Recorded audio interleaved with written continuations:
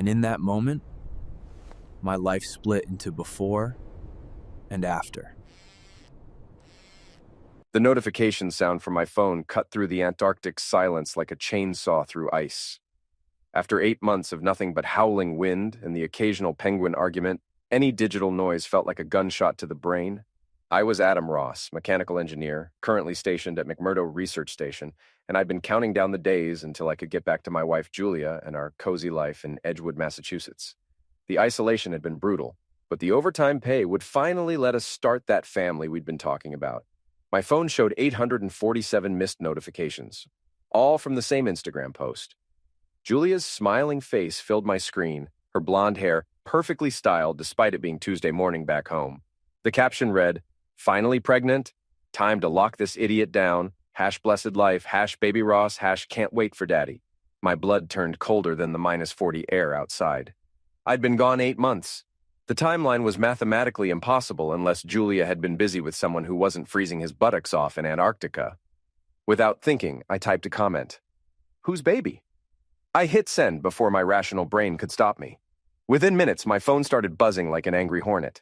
Screenshots were flying across every social platform. The comments section exploded into chaos. Julia's post had gone viral for all the wrong reasons. Holy mess! Her husband just called her out. This is better than reality TV. Did he really just ask whose baby it is? My phone rang. Julia's panicked voice crackled through the satellite connection. Adam, what the hell did you just do? I asked a simple math question, sweetheart. Care to show your work? You're being ridiculous. Of course it's yours. I pulled up my deployment papers on my tablet, took a screenshot, and posted it as a reply to my own comment. Official U.S. Antarctic program documentation showing my 8-month deployment with exact dates. The internet lost its collective mind. Oh my God, he brought receipts. Julia's about to get destroyed. This man just ended his marriage with a government document. Julia was crying now. Adam, please delete this. People are calling me horrible things. My phone is crashing from all the notifications. Maybe you should have thought about that before posting pregnancy announcements while your husband was on another continent. Through the static, I could hear her hyperventilating. It was a mistake. I was excited and confused about the dates. Confused about the dates or confused about the father? The line went dead. I stared at my phone as the comments kept pouring in. Julia's Instagram story showed her frantically trying to delete the post, but the internet never forgets. Screenshots were already spreading across Twitter, TikTok, and Reddit. My buddy Gordon Shaw, an ex-cop who now worked private security back in Edgewood, sent me a text. Dude, you just broke the internet. Julia's post is trending nationally. #WhoseBaby is the #1 hashtag right now. I laughed for the first time in months, a sound that echoed strangely in my tiny research station quarters. After 8 months of missing Julia, worrying about our relationship and planning our future together, she'd managed to destroy everything with a single social media post. The irony was beautiful. Julia lived for social media validation. She posted everything: her morning coffee, her yoga poses, her inspirational quotes about love and loyalty. Now, her obsession with online attention had exposed her cheating to literally millions of people. My phone buzzed with another notification. Julia had posted a new story. Dealing with some personal issues right now. Please respect our privacy during this difficult time. The comments were merciless. Privacy? You just announced your pregnancy to the world. Maybe respect your husband's privacy next time. Too late for privacy, honey. I screenshotted everything before she could delete it. Evidence. I'd learned the importance of documentation during my engineering career, and this situation would require careful record keeping. Another text from Gordon. Carter Hayes' engagement just got called off. His fiancée saw Julia's post and put 2 and 2 together.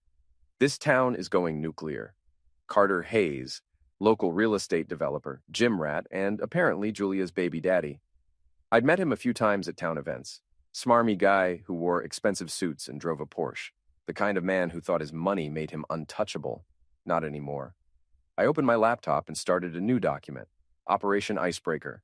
The complete destruction of Julia Ross and Carter Hayes. If Julia wanted to play games on social media, I'd show her how an engineer approaches problem solving, methodically, thoroughly, with devastating precision. The Antarctic wind howled outside my window, but inside I was already planning my return to Edgewood. Julia had just handed me the perfect blueprint for revenge, gift-wrapped with a viral hashtag. She'd always said I was too nice, too passive, too willing to let things slide. Time to show her what 8 months of isolation and betrayal could do to a nice guy. 3 weeks later, I was back in Edgewood, standing in the doorway of what used to be our home. Julia had moved out, leaving behind a mess of half-packed boxes and a forwarding address to some luxury apartment complex by the lake. The house felt like a crime scene. Her coffee mug still sat in the sink, lipstick stain on the rim. Her yoga mat was rolled up in the corner, probably abandoned when her new life became more important than her old routines. I'd spent the flight home planning my next moves. This wasn't about winning Julia back. That ship had sailed the moment she decided to cheat. This was about justice, about making sure actions had consequences.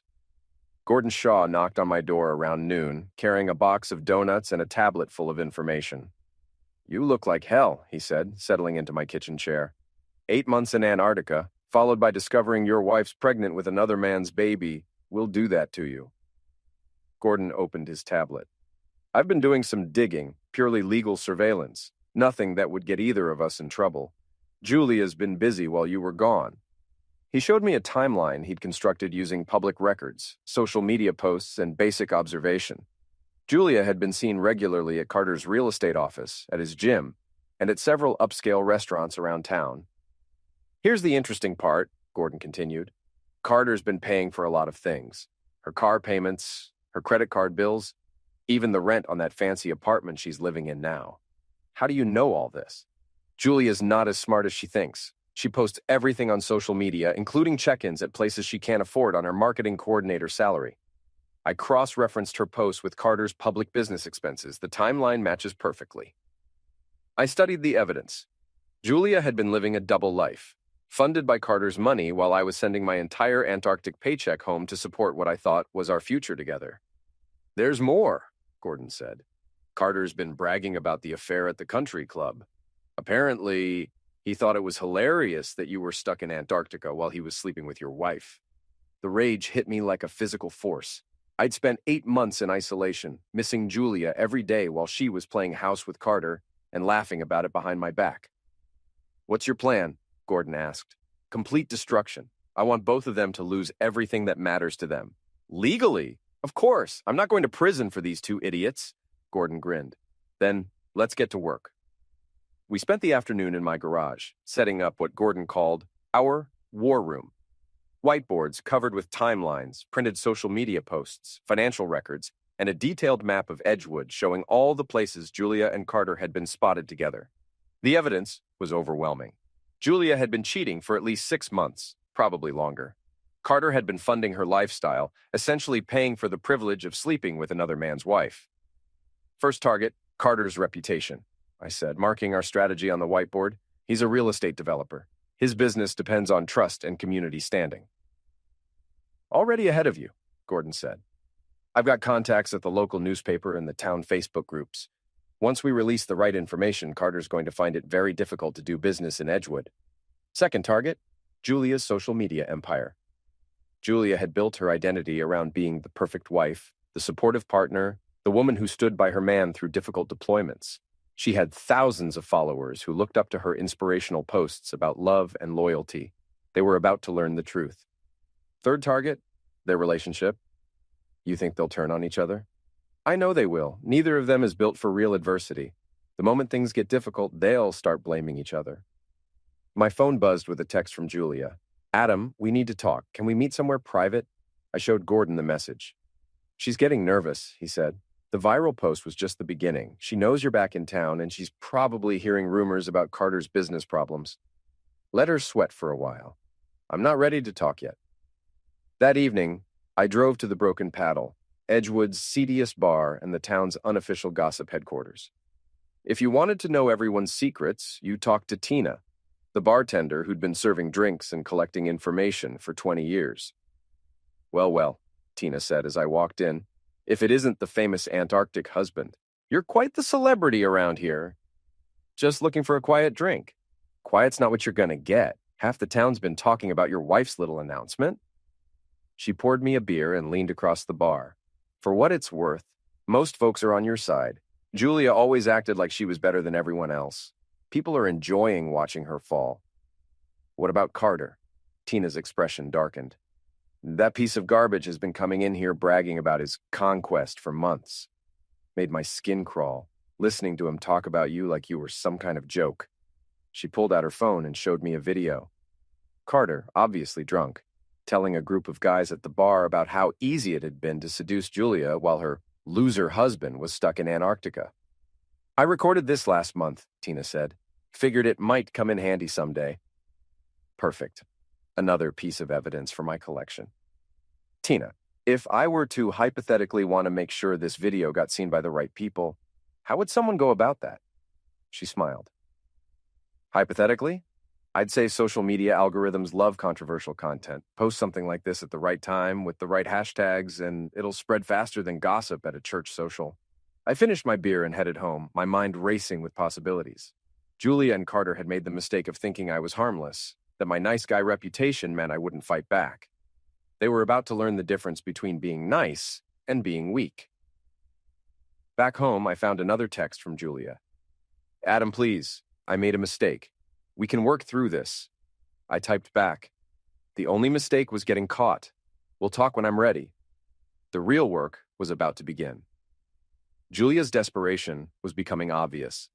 Over the next week, she sent dozens of texts, left voicemails, and even showed up at my house twice. I ignored all of it, letting her anxiety build while Gordon and I prepared our offensive. The beauty of modern revenge was that people documented their own destruction. Julia and Carter had left a digital trail that would make a forensics expert weep with joy. Look at this, Gordon said, showing me Carter's Instagram story from the previous night. A video of him at some upscale restaurant, bragging about his upgraded lifestyle while Julia giggled in the background. They're celebrating, I said. They think they won. Julia's got her rich boyfriend, Carter's got his trophy, and they assume you're just going to disappear quietly. Wrong assumption. I'd been studying both of them like engineering problems, looking for weak points and pressure fractures. Carter's weakness was his ego and his business reputation. Julia's weakness was her need for social validation and her carefully constructed online persona. Time to apply some stress to those weak points. Phase 1 starts today, I told Gordon. I'd spent the morning crafting the perfect social media post. A simple photo of my Antarctic deployment papers, with a caption that read, "Just got back from 8 months in Antarctica. Interesting to see what changes while you're gone. Hash. Truth hash, accountability hash, Edgewood drama." I posted it simultaneously on Instagram, Facebook, and Twitter, then tagged several local news outlets and community groups. Within an hour, the post had hundreds of shares and comments. People were connecting the dots, remembering Julia's viral pregnancy announcement, and realizing the timeline didn't add up. Local news reporter Sarah Chen called me 20 minutes later. "Mr. Ross, I'm working on a story about military families and deployment challenges. Would you be willing to do an interview?" I'd be happy to discuss the realities of long-distance relationships and trust. Perfect. Local news coverage would legitimize the story and reach people who didn't follow social media drama. While I was setting up media coverage, Gordon was working his contacts in the business community. Carter's real estate firm depended on local connections and community trust. Gordon had been quietly sharing information about Carter's affair with key business leaders around town. "Jim Morrison at the bank is asking questions about Carter's expense reports," Gordon reported. "Apparently, Carter's been writing off his dates with Julia as business entertainment. That's fraud. It's definitely creative accounting. Jim's not happy about it." The pressure was building from multiple directions.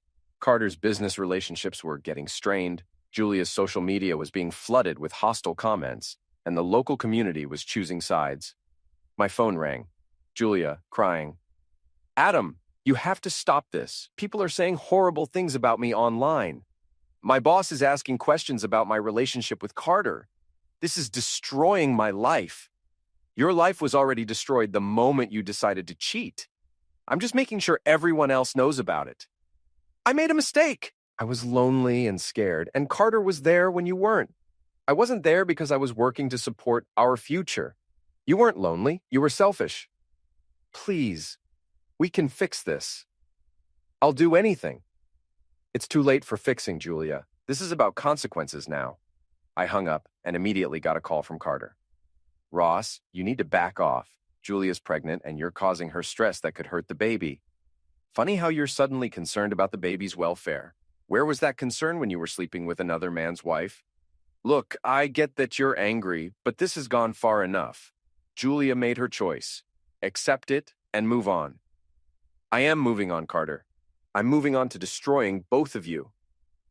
Are you threatening me? I'm promising you. Everything you care about, your business, your reputation, your comfortable life, it's all going away. And the best part is you're going to do most of the work for me. Carter's voice got aggressive. You think you can intimidate me? I've got lawyers, connections, money. You're nobody. We'll see about that. I hung up and turned to Gordon. They're starting to panic. Time for phase 2. Gordon had been waiting for this moment. He pulled out Tina's video of Carter bragging about the affair and uploaded it to a new anonymous social media account. The caption read, "Local businessman Carter Hayes, discussing his conquest while her husband served overseas. Is this the kind of person we want representing our community?" The video went viral within hours. Carter's drunken bragging, his crude comments about Julia, and his dismissive attitude toward military service created a perfect storm of public outrage. The comments were brutal. Disgusting behavior from a grown man. How can anyone do business with someone like this? Military families sacrifice enough without dealing with predators like Carter Hayes. Carter's real estate office started getting angry phone calls. His social media accounts were flooded with negative reviews. Several business partnerships were quietly terminated. Julia called again, hysterical this time. "Adam, Carter's blaming me for everything. He says I seduced him and that he's the sufferer here. You have to help me." Help you? Julia, you destroyed our marriage and humiliated me in front of the entire town. Why would I help you? Because I'm carrying a baby. Whatever you think of me, this child doesn't deserve to suffer. She was right about the baby, but wrong about everything else. The baby will be fine. Carter's got plenty of money to support his child. Unless his business collapses, of course. His business is collapsing. He's losing clients every day. People won't work with him anymore. Sounds like a personal problem. Adam, please. I know I hurt you, but I'm begging you. Call off whatever you're doing. I'm not doing anything except telling the truth. If the truth is destroying your life, maybe you should have made better choices. The beautiful thing about social media justice was that it became self-sustaining. I didn't need to keep pushing. The community was doing the work for me. Carter's reputation was in free fall. Julia's social media presence had become toxic, and their relationship was cracking under the pressure. But I wasn't done yet. Phase 3 would be the most satisfying part of all. The breaking point came 2 weeks later at Murphy's Pub, during their weekly trivia night. I'd been avoiding public places, letting Gordon handle most of the social reconnaissance, while I planned the final stages of my revenge. But I needed to see how the community was reacting, and Murphy's was always packed on Wednesday nights. I walked in to find the usual crowd, but the atmosphere felt different. Conversation stopped when people saw me. Some nodded sympathetically, others looked uncomfortable, and a few actually approached to offer support. "Adam," called out Mike Peterson, a guy I'd known since high school. "Good to see you back, man. Sorry about all the drama." "Thanks, Mike. Just trying to move forward." "Most of us think you're handling this pretty well. Julia and Carter made their bed. Now they get to lie in it." I ordered a beer from Tina, who winked and whispered, "Your video's got over 50,000 views now. Carter's been in here twice this week, drunk and angry. He's not handling the attention well." That's when I saw them. Julia and Carter at a corner table, huddled together in what looked like an intense argument. Julia was crying. Carter was gesturing angrily, and both of them looked like they hadn't slept in days. Perfect timing for the confrontation I'd been planning. I walked over to their table, beer in hand, and sat down without invitation. "Evening, folks. Mind if I join you?" Carter's face went red. "What the hell are you doing here, Ross?" "It's a free country, Carter. Public establishment, I can sit wherever I want." Julia looked up at me with red, puffy eyes. "Adam, please don't make a scene." "Make a scene? Julia, you made the scene when you posted that pregnancy announcement. I'm just here to enjoy the show." Carter stood up, trying to look intimidating. "You need to leave. Now. Or what? You'll call the police?" "Tell them what exactly? That I'm sitting in a public place drinking a beer?" The entire pub had gone quiet, everyone watching our table. This was exactly what I'd hoped for, a public confrontation with witnesses. "You've been bothering us for weeks," Carter said loudly. "Posting lies online, turning the community against us." "Lies?" I pulled out my phone and opened the video of Carter bragging about the affair. "Is this a lie, Carter? Because it sounds like your voice talking about your conquests while I was serving overseas. The sound carried across the quiet pub. Several people pulled out their phones to record what was happening. Carter lunged for my phone, but I was ready for that. I stood up and stepped back, letting him stumble forward and look like the aggressor. Don't touch me, Carter. We both know you're better at attacking people who can't fight back. You idiot! Carter swung at me. But 8 months of Antarctic physical labor had kept me in better shape than his gym routine had kept him. I ducked easily and let his momentum carry him into an empty chair. The pub erupted. People were shouting, phones were recording, and Murphy himself came out from behind the bar to restore order. That's enough, Murphy yelled. Carter, you're cut off. Get out of my place. He started it, Carter protested, pointing at me. He started it by sitting down and having a beer? You threw the first punch, buddy. You're banned. Julia was sobbing now, the stress of the public confrontation overwhelming her carefully maintained composure. This is all your fault, she screamed at me. You're destroying everything out of spite. I'm destroying everything? I laughed, and the sound carried across the silent pub. Julia, you destroyed everything when you decided to cheat. I'm just making sure everyone knows who you really are. I made a mistake. You made a choice. Multiple choices. For months. While I was working to support our future, you were building a new life with Carter's money. The crowd was completely absorbed in our drama. Several people were live streaming on social media, which meant this confrontation would be preserved forever. You want to know the truth? I said, addressing the entire pub now. Julia didn't just cheat. She used my deployment money I earned freezing my buttocks off in Antarctica, to fund her affair with Carter. Every dollar I sent home to support our marriage was actually supporting their relationship. Gasps from the crowd. This was information I'd been saving for maximum impact. That's not true, Julia protested, but her voice lacked conviction. I pulled out my phone again and showed bank statements that Gordon had helped me compile. Joint account deposits from my Antarctic pay matched with credit card charges at restaurants where Julia was seen with Carter. Math doesn't lie, sweetheart. Carter was trying to drag Julia toward the exit, but she was too upset to move coherently. Wait, I called out. Carter, before you go, I have something for you. I reached into my jacket and pulled out an envelope. Divorce papers. Julia's officially free to be with you now. Congratulations on winning my sloppy seconds. The pub exploded with reaction. People were laughing, gasping, and recording everything. Carter's face went white as he realized the full implications of what was happening. You're also going to love this, I continued, pulling out another document. Paternity test request. Since Julia's been so confused about dates and biology, I figured we should get some scientific clarity about whose baby she's carrying. Julia collapsed back into her chair, overwhelmed by the public humiliation. And Carter, I said, walking closer to him, you might want to check your business insurance. I hear cheating clauses can be tricky for professional liability coverage. That was a bluff, but Carter didn't know enough about insurance law to call it. You're insane, Carter muttered. I'm thorough. There's a difference. I finished my beer, left a 20 on the bar, and walked toward the exit. The crowd parted like I was some kind of celebrity. At the door, I turned back to address the room one final time. Folks, this has been educational for everyone. Remember, actions have consequences, and the internet never forgets. Have a great evening. I walked out to spontaneous applause.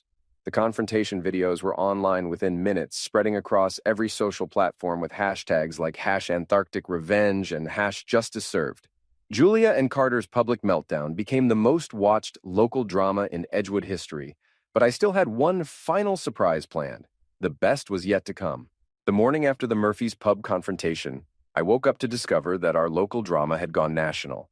A Twitter account called @DramaAlert had picked up the story, and suddenly, #AntarcticRevenge was trending across the country.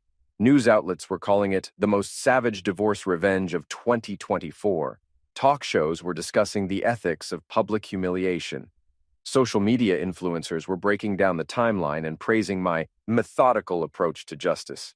Julia and Carter had become a cautionary tale about infidelity in the digital age. But I wasn't done yet. Gordon arrived at my house with coffee and a massive grin. Dude, you broke the internet again. CNN wants to interview you. Not interested in fame. I'm interested in finishing this. What's left to finish? Carter's business is destroyed, Julia's social media career is over, and their relationship is falling apart under pressure. They still have each other. And Carter still has money. Gordon studied my expression. You've got something else planned. I led him to my garage war room, where I'd been working on the final phase of Operation Icebreaker. The whiteboard was covered with financial records, property deeds, and legal documents. Carter's been hiding assets, I explained. The fancy apartment he's paying for Julia, the expensive car, the jewelry, it's all being funded through his business accounts. That's tax fraud and embezzlement. You want to get him arrested? I want to get him audited. There's a difference. I'd spent weeks documenting Carter's financial irregularities. His business expenses included romantic dinners, jewelry purchases, and apartment rent, all written off as client entertainment and business development. The IRS would have a field day with his creative accounting. I've already submitted an anonymous tip to the IRS whistleblower program, I said. Carter's about to discover that cheating is expensive, but tax fraud is devastating. Gordon whistled. That's brutal, man. He earned it. My phone rang. Julia, calling from a number I didn't recognize. Adam, we need to talk. In person, please. I think we've said everything that needs saying.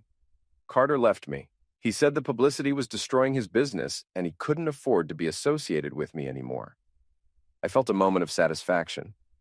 Their relationship hadn't survived the first real test of adversity. That's unfortunate, Julia.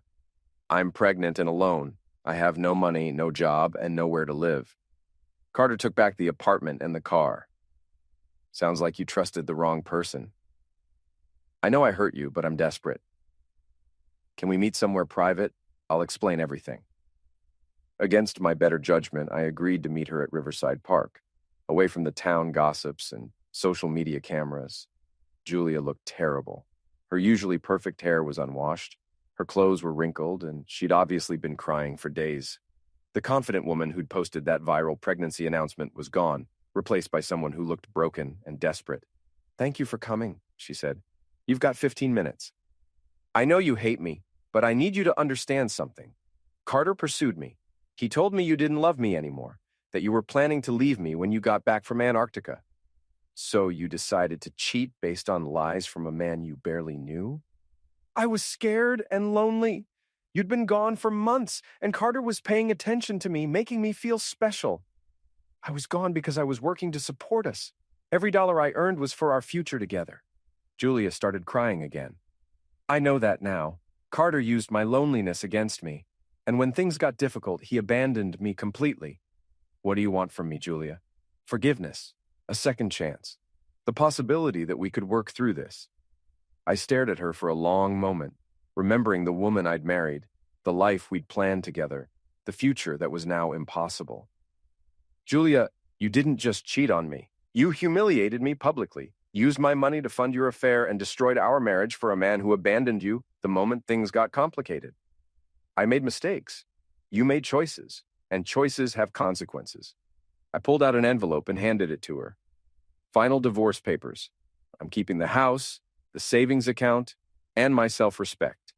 You get to keep Carter's baby and whatever life you can build from the wreckage you created. She opened the envelope with shaking hands. Adam, please, I love you.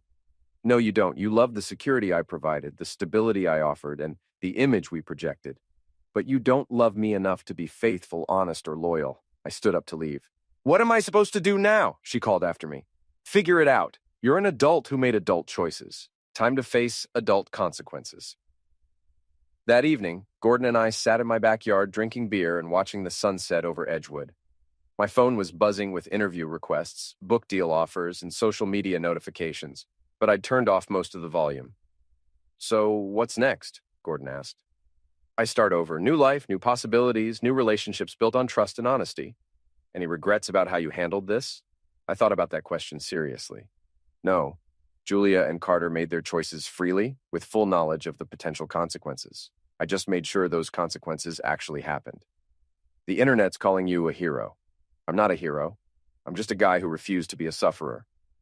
My phone buzzed with one final text from an unknown number. This is Carter. You win. I'm leaving town. The IRS froze my accounts and my business is finished. I hope you're happy. I showed the text to Gordon. Are you happy? He asked. I looked around at my house, my life, my future full of possibilities I hadn't had to share with people who'd betrayed me. Yeah, I said. I really am. The story of Julia's viral pregnancy announcement and my methodical revenge had become internet legend. Antarctic Revenge was still trending weeks later, and my approach had become a template for scorned spouses everywhere. But the real victory wasn't the viral fame or the public vindication. It was the knowledge that I'd stood up for myself, refused to accept betrayal quietly, and ensured that actions had appropriate consequences.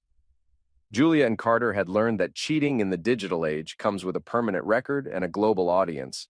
They'd gambled their reputations on a relationship built on lies and selfishness, and they'd lost everything. I'd gambled my nice guy reputation on a quest for justice, and I'd won my self-respect back. 6 months later, I received a wedding invitation in the mail. Gordon was marrying Sarah Chen, the reporter who'd covered my story. They'd met during one of her interviews about military families and deployment challenges. At the bottom of the invitation, Gordon had written a note. "Thanks for showing us all that nice guys don't have to finish last." He was right. Nice guys don't have to finish last. They just have to stop being pushovers.